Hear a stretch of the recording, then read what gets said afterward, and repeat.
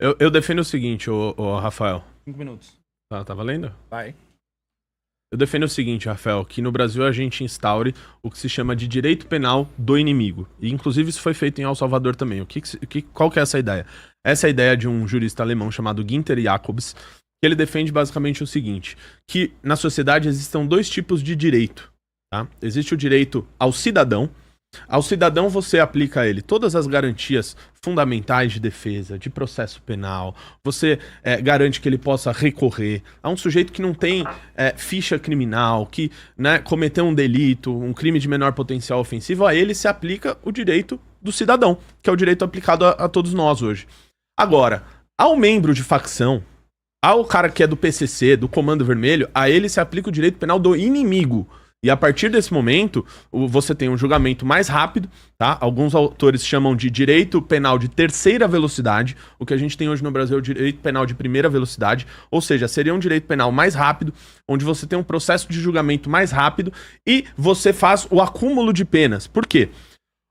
Eu ouvi isso, inclusive, do ministro da Segurança de El Salvador, Gustavo Vidiatoro. Eu fiz uma entrevista com ele e ele me disse o seguinte: um membro de facção criminosa, ele necessariamente já participa de diversos crimes que são cometidos pela facção criminosa, né? Então, uma facção, ela, no caso de El Salvador, ela pratica compulsoriamente, diariamente, diuturnamente, a extorsão.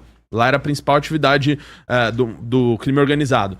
Eles participam de homicídios, eles participam de sequestro do território salvadorenho, do território brasileiro. Enfim, eles estão envoltos numa gama de crimes que, quando você vai fazer um julgamento de um membro da facção, ele necessariamente responde por aqueles crimes da agremiação que ele pertence. E você cria um direito mais rápido de você identificar quem são esses membros de facção criminosa. Lá em El Salvador, o que acontecia? O criminoso de facção, ele fazia tatuagem no rosto. Ele colocava na testa dele Barrio 18, Mara Salvatrucha 13, que são as duas principais organizações criminosas. Aqui no Brasil tem isso também.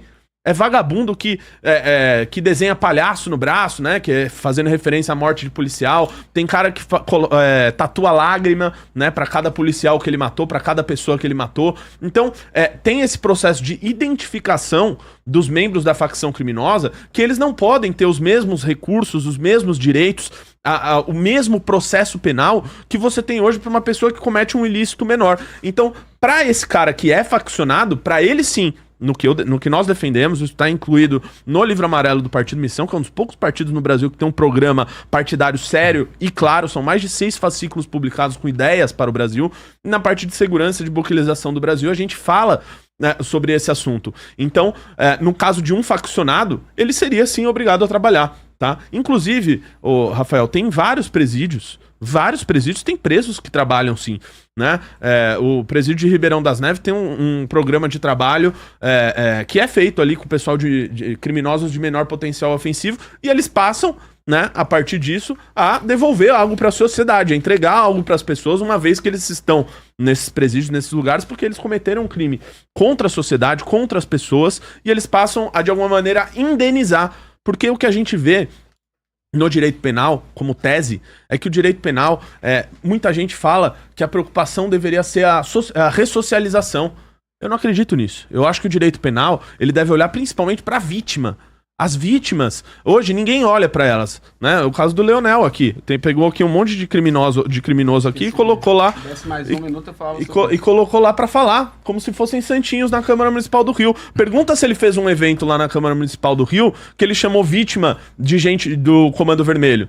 Se ele pegou lá o caso de um monte de cara que morreu nas mãos do crime organizado pra falar lá, pra pedir justiça. Não tenha dúvida que essas pessoas, elas desejam, né, prisão dura para essas pessoas. Ele não fez isso, né? Então é sempre esse olhar, isso vem por parte da esquerda, de você pensar sempre na ressocialização, né? O preso precisa de cuidado, né? Eu ouvi aqui o Leonel até falar que custa muito caro ter um preso no Brasil. Então vamos diminuir então o valor que a gente gasta com cada preso. Eu topo fazer isso aí. A gente gasta menos, né? Dá uma comida de pior qualidade para ele, joga lá, superlota tudo, né? É isso que você está defendendo, se o problema é custo.